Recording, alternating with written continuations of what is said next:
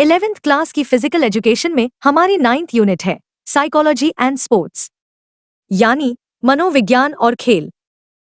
इस यूनिट में हमारी 5 सब यूनिट्स रहेगी, जो है definition and importance of psychology in physical education and sports, developmental characteristics at different stages of development, adolescent problems and their management, team cohesion and sports, और introduction to psychological attributes, attention, resilience, and mental toughness.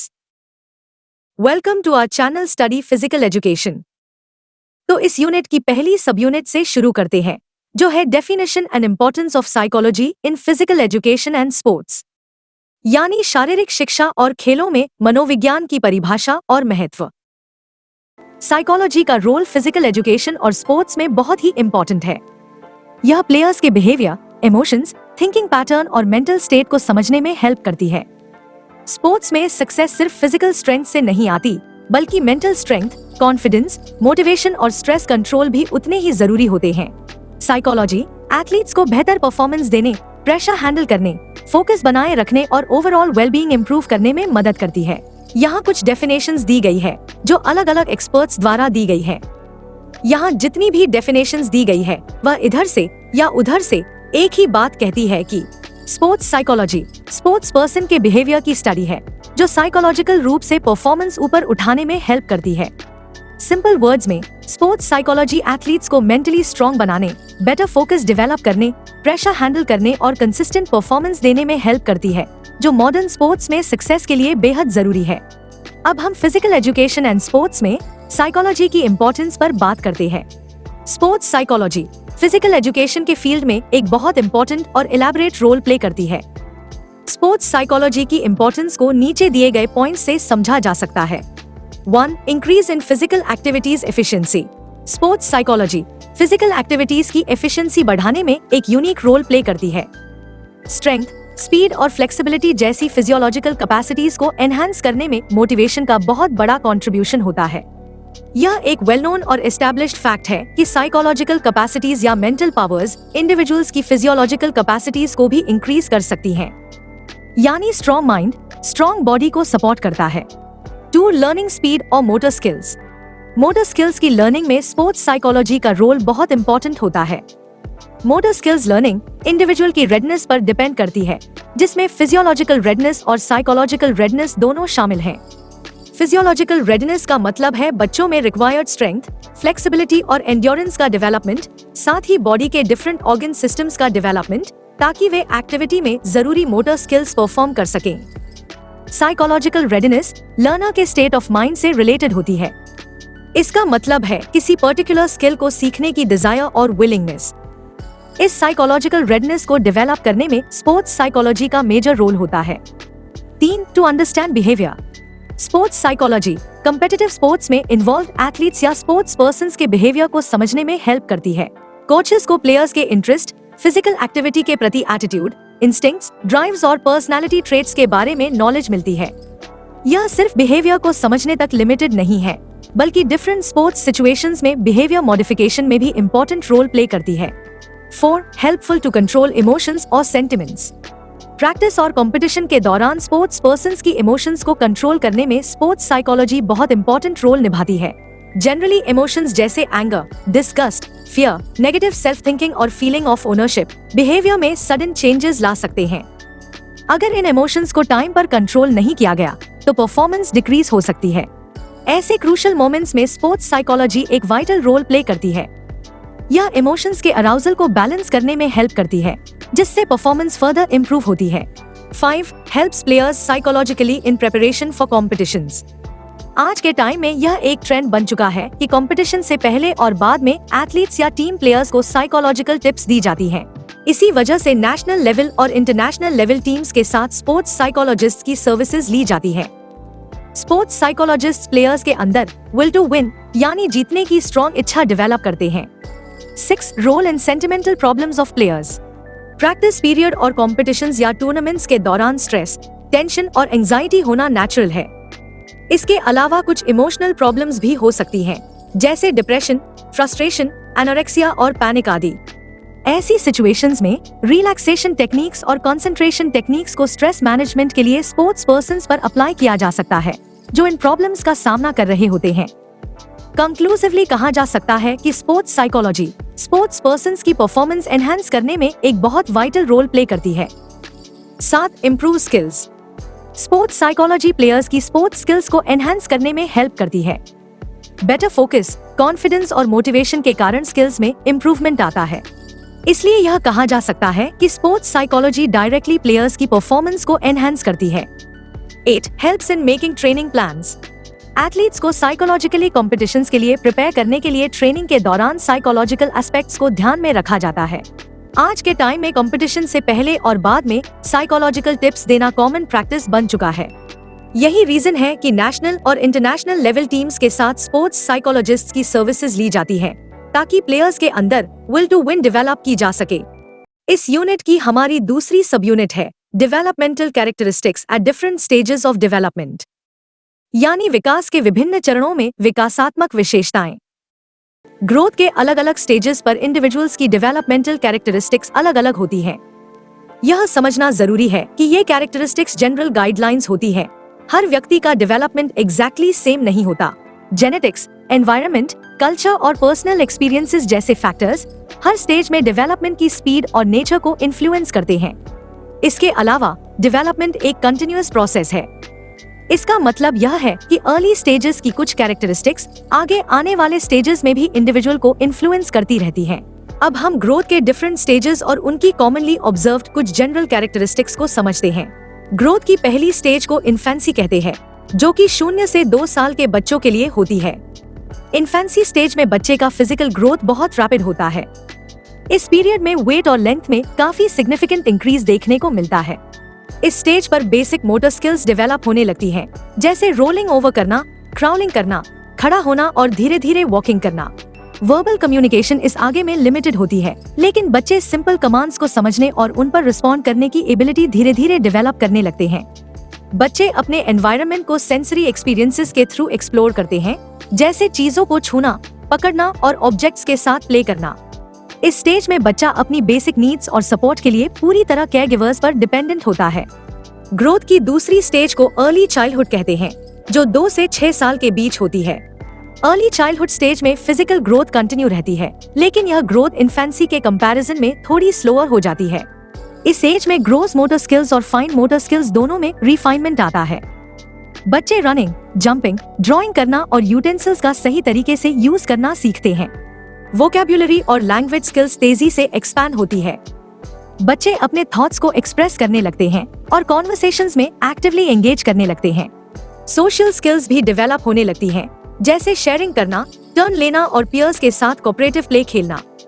इस stage में cognitive abilities भी emerge होने लगती हैं, जैसे basic problem solving, counting करना और लेटर्स को रिकॉग्नाइज करना। ग्रोथ की थर्ड स्टेज को लेटर चाइल्डहुड कहते हैं, जो कि 6 से 12 साल के बीच होती है। इस स्टेज में फिजिकल ग्रोथ स्टेडी रहती है और इस एज में मोटर स्किल्स और कोऑर्डिनेशन को रिफाइन करने पर ज्यादा फोकस होता है। इस पीरियड में बच्चे ज्यादा कॉम्प्लेक्स कॉग्निटिव स्किल्स एक्वायर करते हैं, जैसे लॉजिकल रीजनिंग, रीडिंग कॉम्प्रिहेंशन और basic mathematical operations. Daily activities में इंडिपेंडेंस बढ़ने लगती है। बच्चे सेल्फ केयर, ऑर्गेनाइजेशन और डिसीजन मेकिंग जैसे टास्क खुद करने लगते हैं। इस स्टेज में फ्रेंडशिप्स और सोशल ग्रुप्स ज्यादा स्ट्रॉन्ग हो जाते हैं।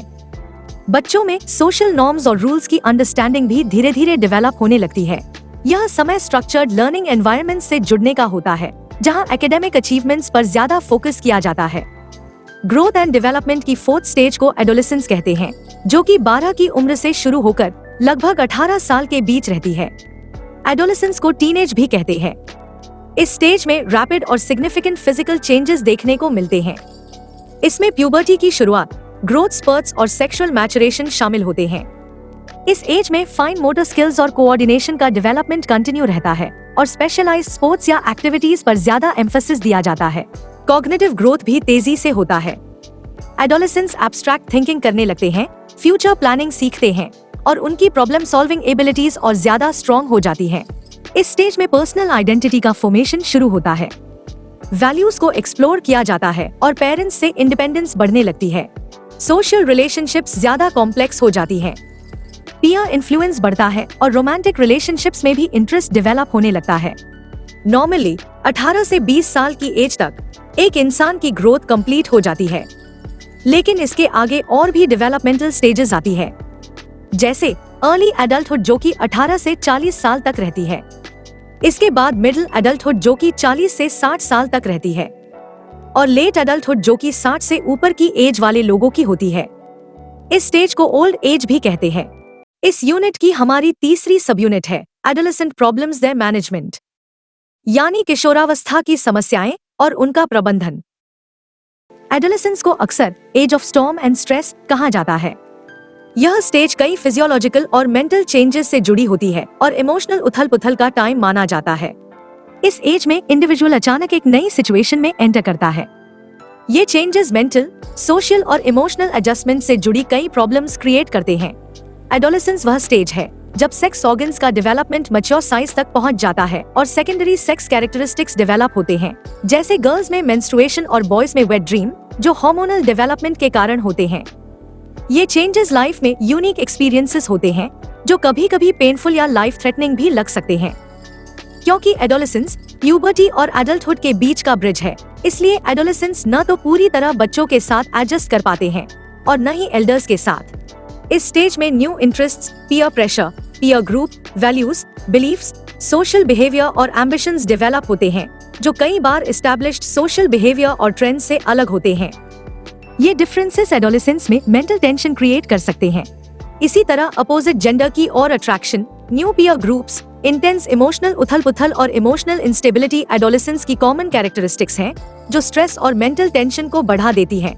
यह कॉम्प्लेक्सिटी कई सीरियस प्रॉब्लम्स की तरफ ले जा सकती है, जैसे school drop out, social norms को डिस्कार्ड करना, घर से भाग जाना, ड्रग एडिक्शन, सुइसाइडल टेंडेंसी और अदर सोशल क्राइम्स। इस स्टेज में होने वाले कई चेंजेस की वजह से एडोलेसेंट्स को कुछ कॉमन प्रॉब्लम्स फेस करनी पड़ती हैं। इन प्रॉब्लम्स को डिटेल में समझते हैं। 1. Physical problems. एडोलेसेंस के दौरान बॉडी में कई फिजिकल चेंजेस होते हैं। गर्ल्स में मेंस्ट्रुएशन और बॉयज में नाइटफॉल, वेट ड्रीम एक कॉमन फिनोमिनन बन जाता है। सेक्स ग्लैंड्स का डेवलपमेंट भी इसी स्टेज में होता है।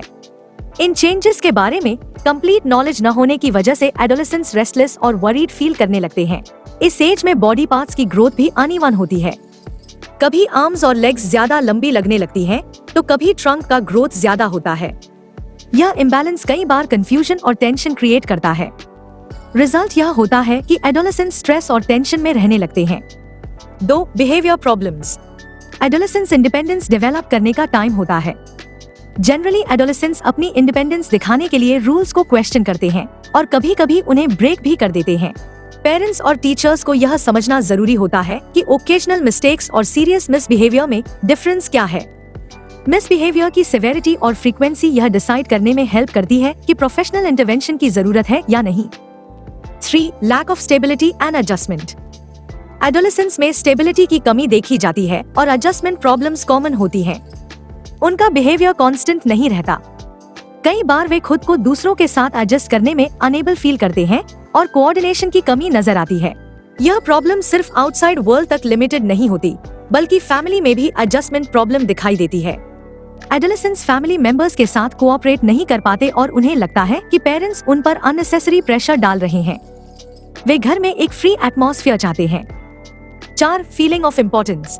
इस स्टेज में एडोलेसेंट्स खुद को इम्पोर्टेंट समझने लगते हैं।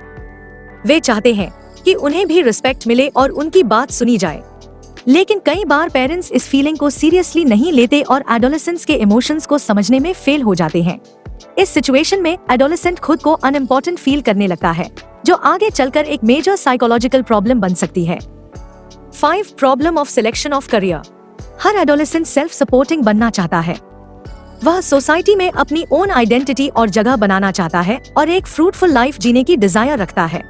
रॉस के अनुसार the adolescent desires to find his place in the world, यह डिजायर सेल्फ सपोर्ट की जेन्युइन नीड को शो करती है। इस स्टेज में करियर सिलेक्शन एक बड़ी प्रॉब्लम बन जाती है।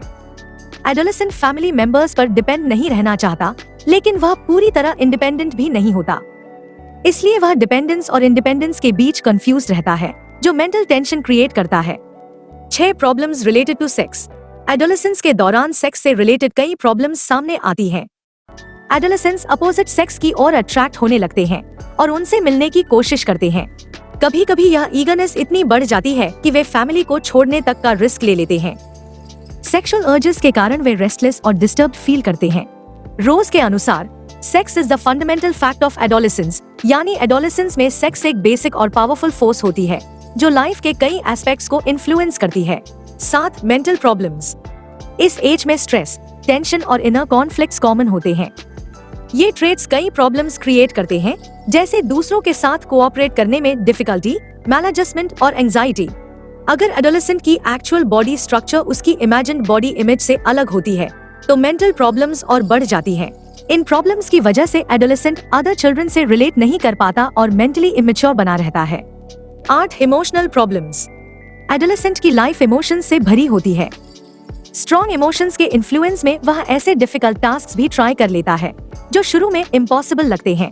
कभी एडोलेसेंट इतना एक्साइटेड हो जाता है कि खुद को top of the world feel करता है और कभी अचानक डिप्रेशन में चला जाता है। इस अप्स एंड डाउन्स की वजह से वह इमोशनली डिस्टर्ब्ड फील करता है। 9 प्रॉब्लम ऑफ डिप्रेशन। एडोलेसेंस में डिप्रेशन एक बहुत सीरियस मेडिकल प्रॉब्लम है। इसमें long lasting sadness, loss of interest और डेली एक्टिविटीज में लैक ऑफ एंजॉयमेंट देखने को मिलता है।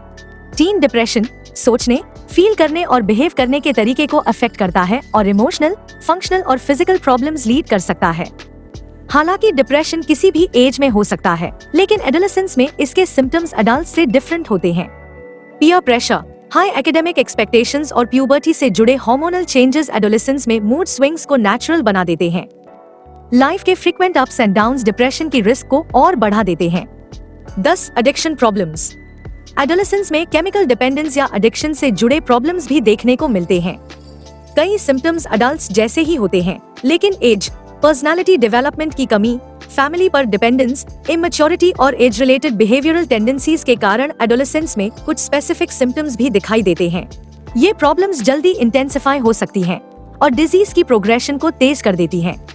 एडोलेसेंट केमिकल डिपेंडेंसी को सॉल्व करने के लिए एक प्रॉपर प्लान की जरूरत होती है, जिसमें education, demonstration, cooperation, prevention, intervention, habilitation, treatment और रिकवरी शामिल हों। एडिक्शन से जुड़ा डिनायल एडोलेसेंस में ज्यादा कॉम्प्लेक्स हो जाता है, इसलिए एज स्पेसिफिक इंटरवेंशन अप्रोचेस की जरूरत पड़ती है। 11 प्रॉब्लम्स ऑफ जुवेनाइल डिलिंक्वेंसी। अगर एडोलेसेंट अपने फिजिकल, मेंटल और सोशल चेंजेस के बीच कोरिलेशन नहीं बना पाता तो वह एंटी सोशल बिहेवियर की ओर बढ़ सकता है। अटेंशन पाने के लिए वह लाइंग, स्टीलिंग, फाइटिंग और अब्यूजिंग जैसी एक्टिविटीज करने लगता है। फ्रेंड्स को टीज करना, उनका मजाक उड़ाना, घर से भागना, स्कूल में चीजें तोड़ना, पढ़ाई में इंटरेस्ट न लेना और दोस्तों पर डोमिनेंस दिखाना, ये सब जुवेनाइल डिलिंक्वेंसी के कॉमन साइंस हैं। 12 सोशल प्रॉब्लम्स। एडोलेसेंट्स अपने ओन वेज अपनाना चाहते हैं, लेकिन सोसाइटी उनके रास्ते में कई हिंड्रेंसेस क्रिएट कर देती है। इस वजह से वे सोशल कस्टम्स और ट्रेडिशंस के खिलाफ रिवोल्ट करने लगते हैं। इस एज ग्रुप में फ्रेंड्स बहुत इंपॉर्टेंट होते हैं। वे अपने व्यूज, नॉलेज और एक्सपीरियंसेस शेयर करते हैं, लेकिन कभी कभी पीयर ग्रुप सोशल वाइसेस और डिससैटिस्फैक्शन फैलाने का मीडियम भी बन जाता है। अगर पीयर ग्रुप को प्रॉपर गाइडेंस मिले तो यही ग्रुप सोशिएबिलिटी, कॉन्फिडेंस और कॉम्प्रिहेंशन डेवलप करने का सबसे अच्छा इंस्टीट्यूशन बन सकता है। 13 मेंटल कैरेक्टरिस्टिक्स। इस स्टेज में स्ट्रेस, एंजाइटी और टेंशन कॉमन होते हैं, जो कई मेंटल प्रॉब्लम्स को जन्म देते हैं। एडोलेसेंट्स दूसरों से रिलेट नहीं कर पाते और मेंटली इमेच्योर फील करते हैं। साथ ही वे चीजों को लेकर ज्यादा कॉन्शियस हो जाते हैं और इमेजिनेशन में खुद को ज्यादा अट्रैक्टिव और ब्यूटीफुल देखने लगते हैं। 14 प्रॉब्लम ऑफ एग्रेसिव बिहेवियर। इस एज ग्रुप में एग्रेसिव बिहेवियर भी कॉमनली देखा जाता है। एडोलेसेंट्स छोटी छोटी बातों पर एग्रेसिव हो जाते हैं और जल्दी इरिटेट हो जाते हैं। जब उनसे कोई एक्टिविटी करने को कहा जाता है तो वे रिपल्सिव बिहेवियर दिखाते हैं, हीरो बनने की कोशिश करते हैं और अपनी हिडन पावर्स का मिसयूज करते हैं। कई बार पीयर ग्रुप में एंटी सोशल बिहेवियर सिर्फ खुद को प्रूव करने के लिए किया जाता है।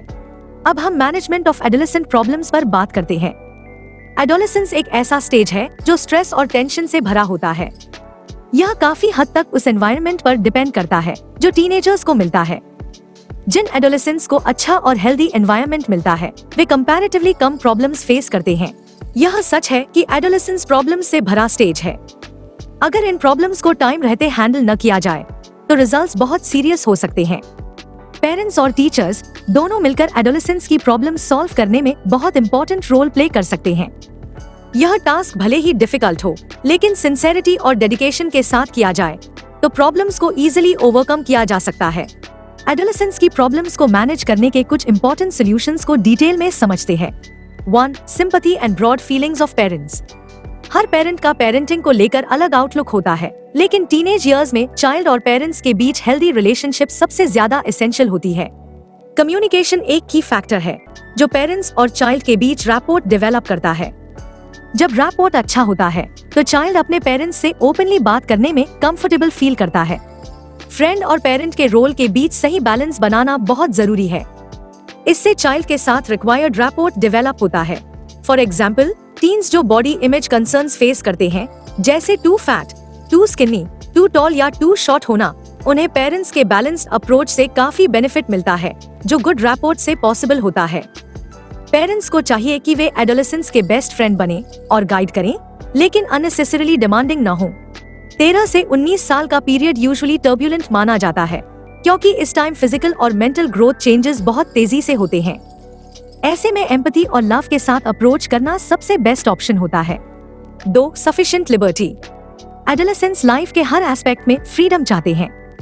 वे अपने व्यूज इंडिपेंडेंटली एक्सप्रेस करना चाहते हैं। उन्हें अपनी फीलिंग्स और एक्सप्रेशंस ओपनली शेयर करने का प्रॉपर चांस दिया जाना चाहिए। एडोलेसेंट्स को पिकनिक और अदर रिक्रिएशनल एक्टिविटीज में पार्टिसिपेट करने की फ्रीडम मिलनी चाहिए। उन पर अननेसेसरी ऑर्डर्स इम्पोज नहीं किए जाने चाहिए। पेरेंट्स को एडोलेसेंट्स के सेंटिमेंट्स को समझने की कोशिश करनी चाहिए ताकि वे इमोशनली सिक्योर और कॉन्फिडेंट फील कर सकें। 3. Healthy environment of house and school. Adolescents को घर और स्कूल दोनों जगह ग्रोथ और डेवलपमेंट के लिए सूटेबल और हेल्दी एनवायरनमेंट मिलना चाहिए। उनके प्रॉपर डेवलपमेंट के लिए फैसिलिटीज और अपॉर्चुनिटीज प्रोवाइड करना बहुत जरूरी है। उन्हें यह भी सिखाया जाना चाहिए कि कैसे बिहेव करना है और सोसाइटी में कैसे रहना है। घर पर बैलेंस डाइट दी जानी चाहिए और हाउस व स्कूल दोनों में सपोर्टिव, पॉजिटिव और हेल्दी एटमॉस्फेयर होना चाहिए। 4. Flow of energy in good direction. Adolescence की एनर्जी को पॉजिटिव डायरेक्शन में फ्लो करना बहुत जरूरी है। एनर्जी को सही दिशा में चैनलाइज करने का सबसे बेस्ट तरीका है उन्हें फिजिकल एक्टिविटीज में मोटिवेट करना। गेम्स और स्पोर्ट्स में पार्टिसिपेशन से एडोलेसेंट्स नेगेटिव थॉट्स से दूर रहते हैं और एंजाइटी, स्ट्रेस और टेंशन को रिड्यूस कर पाते हैं। स्पोर्ट्स न सिर्फ एडोलेसेंट्स को फिजिकली और मेंटली फिट बनाते हैं, बल्कि उनके मोरल और एथिकल वैल्यूज को भी डेवलप करते हैं। 5. Education for motor development. Adolescents को मोटर डेवलपमेंट के लिए प्रॉपर एजुकेशन दी जानी चाहिए। उन्हें डिफरेंट गेम्स और स्पोर्ट्स खेलने के लिए एनकरेज करना चाहिए ताकि उनका मोटर डेवलपमेंट सही तरीके से हो सके। B.N. झा के अनुसार, if left unexercised at this stage, a flabby constitution for the rest of life is the result. यानी अगर इस स्टेज में बॉडी को एक्सरसाइज न मिले तो आगे की लाइफ में वीक फिजिकल कॉन्स्टिट्यूशन बन सकता है। 6. Education of psychology. टीचर्स और पेरेंट्स को साइकोलॉजी की बेसिक नॉलेज होना बहुत जरूरी है ताकि वे एडोलेसेंट्स की साइकोलॉजी को समझ सके। इससे प्रॉब्लम्स को आइडेंटिफाई करना और उनका प्रॉपर मैनेजमेंट आसान हो जाता है। एडोलेसेंट्स को भी साइकोलॉजी की बेसिक अंडरस्टैंडिंग दी जानी चाहिए, क्योंकि कई प्रॉब्लम्स को वे खुद ही समझकर सॉल्व कर सकते हैं।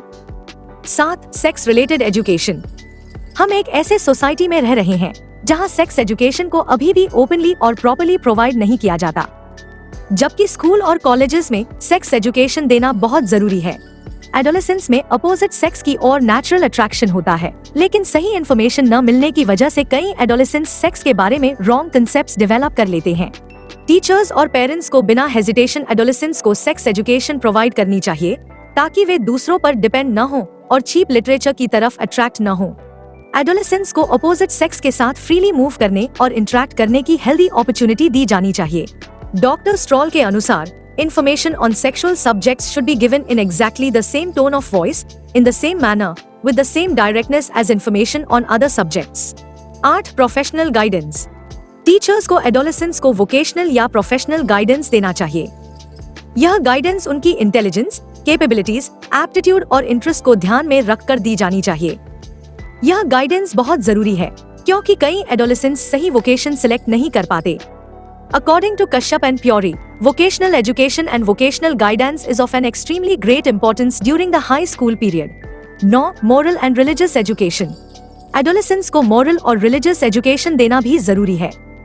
रिलीजियस और मॉरल एजुकेशन से एडोलेसेंस को मेंटल पीस मिलता है। हालांकि रिलीजियस एजुकेशन को फॉर्मल एजुकेशनल करिकुलम में शामिल नहीं किया जाता, फिर भी इसे घर पर देना बेहतर होता है। मॉरल एजुकेशन एजुकेशनल इंस्टीट्यूशंस में जरूर इम्पार्ट की जानी चाहिए।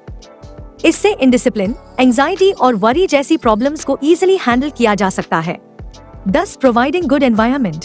एडोलेसेंस के ग्रोथ और डेवलपमेंट के लिए उन्हें सूटेबल और हेल्दी एनवायरनमेंट प्रोवाइड करना बहुत जरूरी है।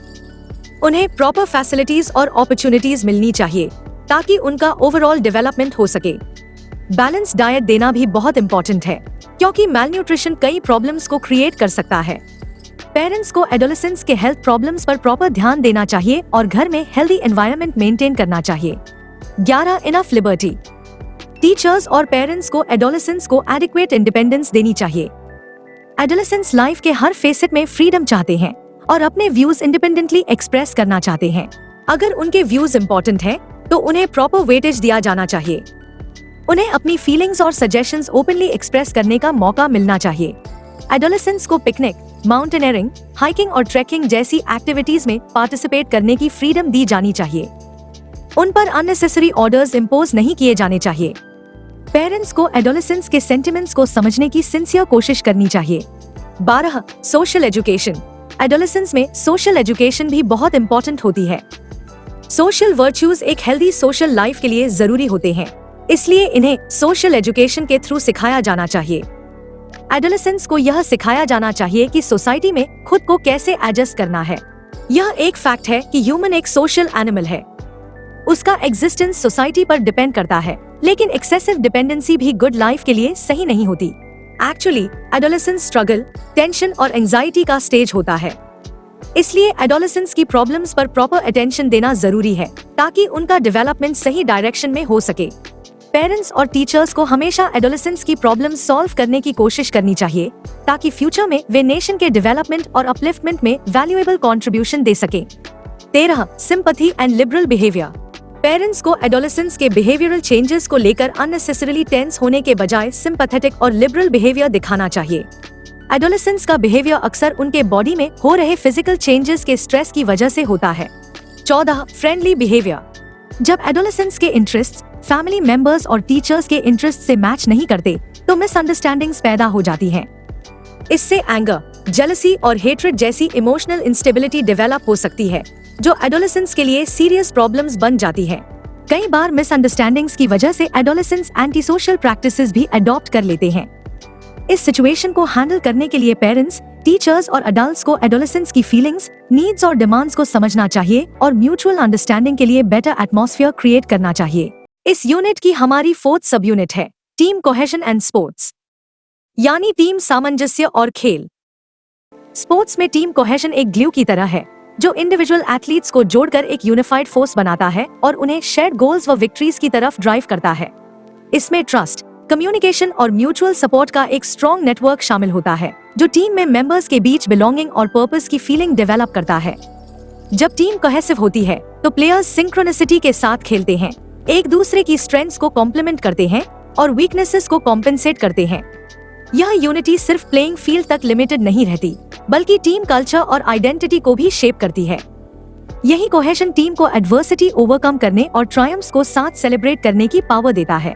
असल में टीम कोहेशन सिर्फ गेम्स जीतने तक सीमित नहीं है, यह लास्टिंग कनेक्शंस बनाने और एक कलेक्टिव स्पिरिट डेवलप करने के बारे में है जो इंडिविजुअल अचीवमेंट्स से ऊपर होती है।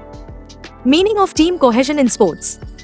कैरन के अनुसार टीम कोहेशन एक डायनामिक प्रोसेस है जो ग्रुप की उस टेंडेंसी को रिफ्लेक्ट करता है जिसके थ्रू मेंबर्स गोल्स और ऑब्जेक्टिव्स की परसुइट में टुगेदर रहते हैं। कैशमो के अनुसार टीम कोहेशन तब एग्जिस्ट करती है जब प्लेयर्स एक कॉमन पर्पस के साथ यूनाइटेड हों। फेस्टिंगर, स्कैक्टरबैक के अनुसार कोहेशन उन टोटल फोर्सेस का फील्ड है जो मेंबर्स को किसी पर्टिकुलर ग्रुप में बने रहने के लिए एक्ट करती है।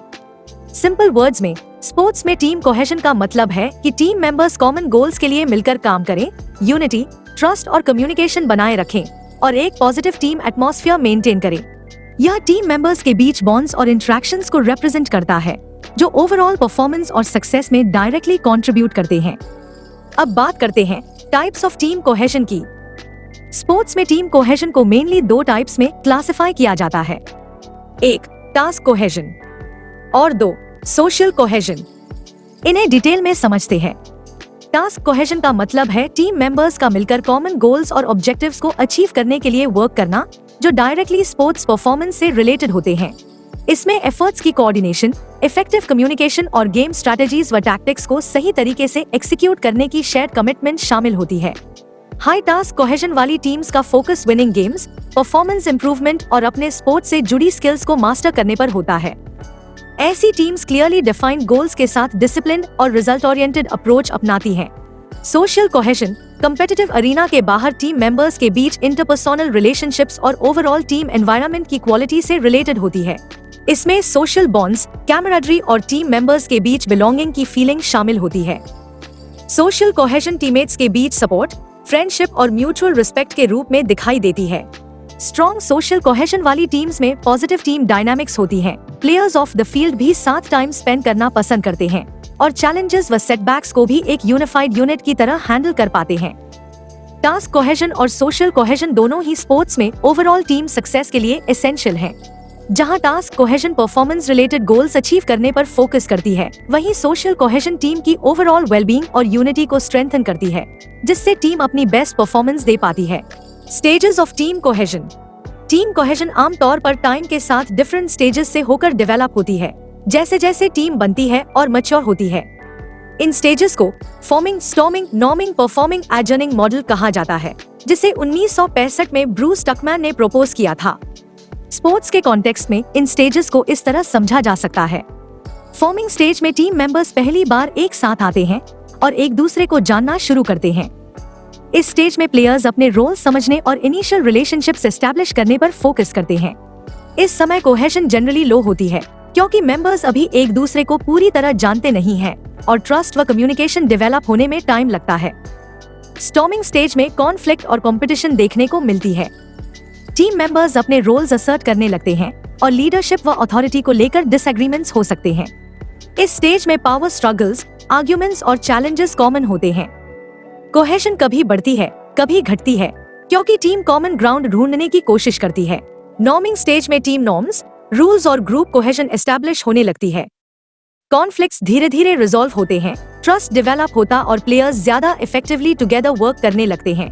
इस स्टेज में टीम मेंबर्स के रोल्स क्लियर हो जाते हैं और कॉमन गोल्स व ऑब्जेक्टिव्स के अराउंड यूनिटी डेवलप होने लगती है। परफॉर्मिंग स्टेज में टीम हाई कोहेजन और हाई इफेक्टिवनेस के साथ पीक परफॉर्मेंस देती है। प्लेयर्स सीमलेसली मिलकर काम करते हैं, कम्युनिकेशन स्ट्रॉन्ग होती है और एक दूसरे को फुल सपोर्ट मिलता है। इस स्टेज में टीम गेम प्लान्स एग्जीक्यूट करने, विक्ट्रीज अचीव करने और कम्पिटिटिव एज मेंटेन करने पर फोकस्ड रहती है। स्पोर्ट्स टीम्स के कॉन्टेक्स्ट में एडजर्निंग स्टेज हर बार अप्लाई नहीं होती, खासकर जब सीजन्स कंटिन्यूअस हों। लेकिन जहां टीम्स डिसबैंड होती हैं या सीजन्स के बीच ट्रांजिशन होता है, वहां यह स्टेज इंपॉर्टेंट होती है। इस स्टेज में टीम अपने अचीवमेंट्स पर रिफ्लेक्ट करती है, सक्सेसेस सेलिब्रेट करती है और डिपार्टिंग टीममेट्स को गुड बाय कहती है। इन समरी, ये स्टेजेस हमें यह समझने का फ्रेमवर्क देते हैं कि टाइम के साथ टीम कोहेजन कैसे इवॉल्व होती है। चैलेंजेस को इफेक्टिवली नेविगेट करके ही टीम पीक परफॉर्मेंस और सक्सेस को एक यूनिफाइड यूनिट की तरह अचीव कर पाती है। फैक्टर्स अफेक्टिंग टीम कोहेजन इन स्पोर्ट्स। स्पोर्ट्स में टीम कोहेजन कई फैक्टर्स से इन्फ्लुएंस होती है। ये फैक्टर्स यह डिसाइड करते हैं कि टीम कितनी यूनाइटेड है और कितनी इफेक्टिवली मिलकर परफॉर्म कर पाती है। 1 लीडरशिप। कोचेस और टीम कैप्टन्स की इफेक्टिव लीडरशिप टीम कोहेजन पर सिग्निफिकेंट इम्पैक्ट डालती है। स्ट्रॉन्ग लीडरशिप ट्रस्ट बिल्ड करती है, क्लियर डायरेक्शन देती है और पॉजिटिव टीम एनवायरनमेंट क्रिएट करती है। 2 कम्युनिकेशन। टीम मेंबर्स के बीच ओपन और इफेक्टिव कम्युनिकेशन कोहेजन बिल्ड करने के लिए एसेंशियल है। क्लियर कम्युनिकेशन से हर प्लेयर अपने रोल को समझता है और टीम एफिशिएंटली टुगेदर वर्क कर पाती है। 3 शेयर्ड गोल्स। जब टीम मेंबर्स का कॉमन पर्पस और शेयर्ड ऑब्जेक्टिव्स होते हैं, तो कोहेजन नेचुरली प्रमोट होती है। क्लियर गोल्स टीम के एफर्ट्स को फोकस करते हैं और सक्सेस की तलाश में सभी को यूनाइट करते। 4 टीम केमिस्ट्री। टीम मेंबर्स के बीच रिलेशनशिप्स और कैमराडरी की क्वालिटी कोहेजन को ग्रेटली इन्फ्लुएंस करती है। पॉजिटिव इंटरैक्शंस, म्यूचुअल रिस्पेक्ट और trust strong team bond create करते हैं। 5 रोल क्लैरिटी। टीम के अंदर क्लियरली डिफाइंड रोल्स और रिस्पॉन्सिबिलिटीज कंफ्यूजन और कॉन्फ्लिक्ट को मिनिमाइज करती हैं। जब हर प्लेयर अपने रोल और टीम में अपने कंट्रीब्यूशन को समझता है तो कोहेशन एनहांस होती है। 6 team identity. Strong team identity जो ट्रेडिशंस, रिचुअल्स और शेयर्ड एक्सपीरियंसेस से रीइंफोर्स होती है, कोहेशन को स्ट्रेंथन करती है। जब प्लेयर्स में बिलोंगिंग और प्राइड की फीलिंग होती है तो यूनिटी और कोऑपरेशन बढ़ती है। 7 सक्सेस एंड एडवर्सिटी। सक्सेस और फेलियर दोनों टीम कोहेशन को अफेक्ट करते हैं। विनिंग गेम्स और गोल्स अचीव करना कोहेशन को स्ट्रेंथन करता है, जबकि एडवर्सिटी टीम को या तो क्लोजर ला सकती है या डिविजन्स क्रिएट कर सकती है। 8 support and encouragement. Good times और बैड टाइम्स दोनों में टीममेट्स को सपोर्ट और एनकरेजमेंट देना ट्रस्ट और सॉलिडारिटी बिल्ड करता है। जो टीम मेंबर्स एक दूसरे को अपलिफ्ट करते हैं उनमें कोहेशन हाई होती है। 9 कॉन्फ्लिक्ट रेजोल्यूशन।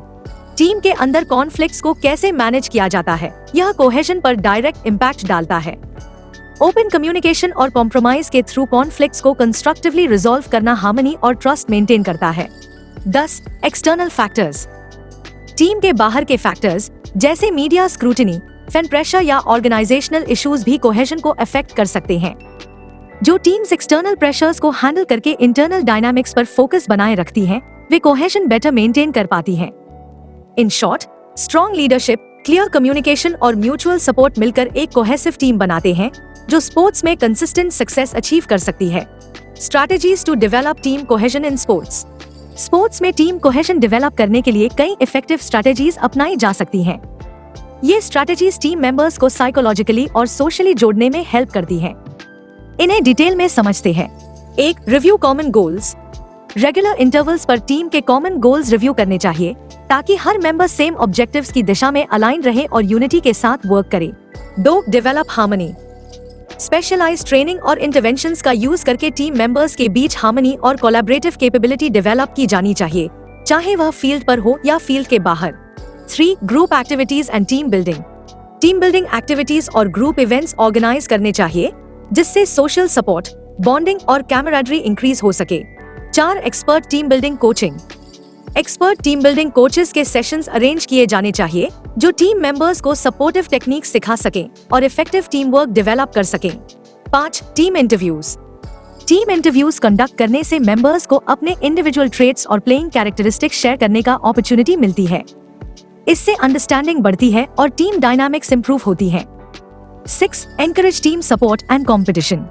टीम मेंबर्स को पॉजिटिवली सपोर्ट करने और हेल्दी कंपटीशन में एंगेज होने के लिए एनकरेज करना चाहिए। इससे आइडियल टीम वर्क बढ़ता है। 7 ग्रुप अटेंशन। टीम मेंबर्स को ग्रुप अटेंशन और सपोर्ट स्ट्रक्चर से अलाइन करना चाहिए ताकि उनका म्यूचुअल कनेक्शन स्ट्रॉन्ग हो और सेंस ऑफ बिलोंगिंग डेवलप हो। 8 develop team problem solving skills. Team की प्रॉब्लम सॉल्विंग एबिलिटी डेवलप करनी चाहिए ताकि मेंबर्स चैलेंजेस को डिसाइसिवली और करेज के साथ फेस कर सकें और मिलकर सॉल्यूशंस निकाल सकें।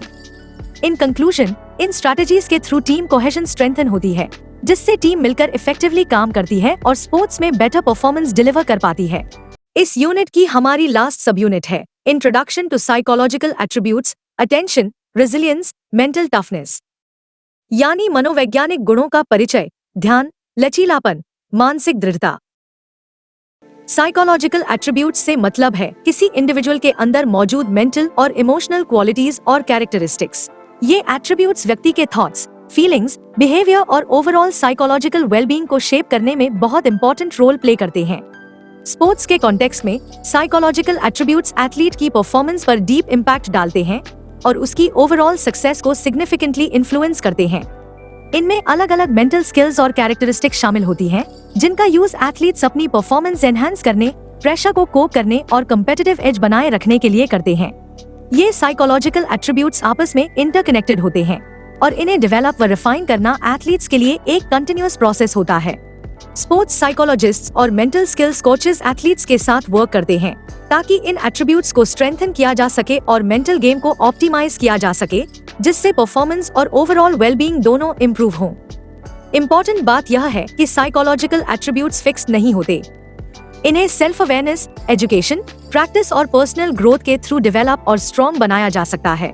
ये एट्रीब्यूट्स यह डिसाइड करते हैं कि व्यक्ति लाइफ की डिफरेंट सिचुएशंस, रिलेशनशिप्स, चैलेंजेस और अचीवमेंट्स को कैसे अप्रोच और हैंडल करता है। इन एट्रीब्यूट्स को समझना और नर्चर करना लाइफ के हर एरिया में साइकोलॉजिकल वेलबींग और सक्सेस को प्रमोट करता है। यहाँ हम 3 की साइकोलॉजिकल एट्रीब्यूट्स को डिस्कस करेंगे, जो है 1 अटेंशन, 2 रेजिलियंस और 3 मेंटल टफनेस। पहले अटेंशन को डिस्कस करते हैं। अटेंशन का मतलब है रेलेवेंट इंफॉर्मेशन पर सेलेक्टिवली फोकस करना और डिस्ट्रैक्शंस को इग्नोर करना। स्पोर्ट्स में एथलीट्स को कंसंट्रेशन मेंटेन करनी होती है और अपना अटेंशन क्रिटिकल क्यूज पर डायरेक्ट करना होता है, जैसे अपोनेंट्स की मूवमेंट, बॉल की पोजीशन या स्पेसिफिक स्ट्रैटेजीज।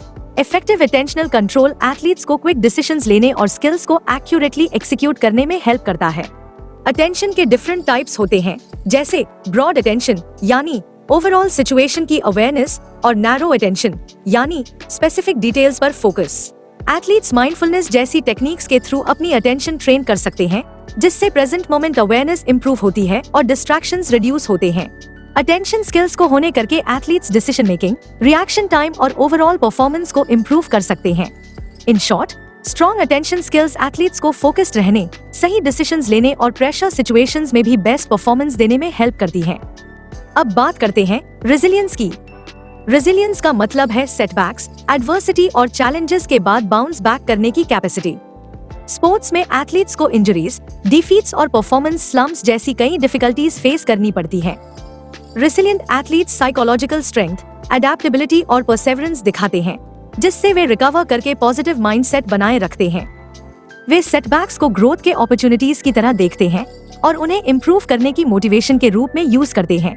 रेजिलियंस को फेलियर्स से सीखकर, रियलिस्टिक एक्सपेक्टेशंस सेट करके, स्ट्रॉन्ग सपोर्ट सिस्टम बिल्ड करके और पॉजिटिव सेल्फ टॉक व विजुअलाइजेशन जैसी मेंटल स्किल्स प्रैक्टिस करके डेवलप किया जा सकता है। स्पोर्ट्स में रेजिलियंस का अर्थ है एथलीट की वह एबिलिटी जिससे वह चैलेंजेस, सेटबैक्स या एडवर्सिटी के बावजूद रिकवर कर सके, अडेप्ट कर सके और परफॉर्मेंस लेवल्स मेंटेन रख सके। यह न सिर्फ चैलेंजेस ओवरकम करने में हेल्प करती है, बल्कि स्ट्रेस को करने, कंसिस्टेंट परफॉर्मेंस बनाए रखने और लॉन्ग टर्म गोल्स अचीव करने में भी सपोर्ट करती है। इन शॉर्ट, रेजिलियंस एथलीट्स को टफ सिचुएशंस में भी स्ट्रॉन्ग बनाए रखती है और उन्हें चैलेंजेस से सीखकर आगे बढ़ने की पावर देती है। अब हम हमारे लास्ट साइकोलॉजिकल एट्रीब्यूट की बात करते हैं, जो है मेंटल टफनेस।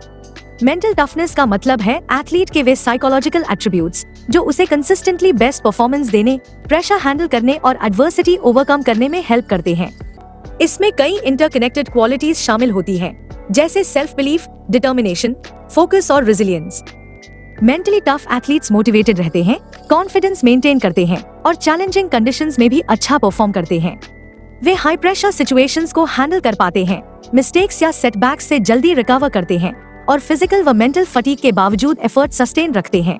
मेंटल टफनेस को डेलिब्रेट प्रैक्टिस, चैलेंजिंग सिचुएशंस में एक्सपोजर और गोल सेटिंग, विजुअलाइजेशन व इमोशनल कंट्रोल जैसी मेंटल स्किल्स बिल्ड करके डेवलप किया जा सकता है। स्पोर्ट्स में मेंटल टफनेस का अर्थ है एथलीट की वह साइकोलॉजिकल कैपेबिलिटी जिससे वह चैलेंजेस के बावजूद फोकस्ड, कॉन्फिडेंट और रेसिलिएंट बना रहता है। यह एक ऑनगोइंग प्रोसेस है जिसके लिए मेंटल स्किल्स ट्रेनिंग जरूरी होती है। एथलीट स्पोर्ट्स साइकोलॉजिस्ट या मेंटल स्किल्स कोचेस के साथ वर्क करके goal setting, visualisation, relaxation exercises और माइंडफुलनेस ट्रेनिंग जैसी टेक्निक सीखते हैं। मेंटल टफनेस डेवलप करने से एथलीट्स प्रेशर कोप अप कर पाते हैं, परफॉर्मेंस ऑप्टिमाइज करते हैं और अपने फुल पोटेंशियल तक पहुंचते हैं। इन समरी, मेंटल टफनेस एथलीट्स को प्रेशर सिचुएशंस में भी काम, फोकस्ड और कॉन्फिडेंट बनाए रखती है, जिससे वे स्पोर्ट्स में कंसिस्टेंटली हाई लेवल परफॉर्मेंस दे पाते हैं।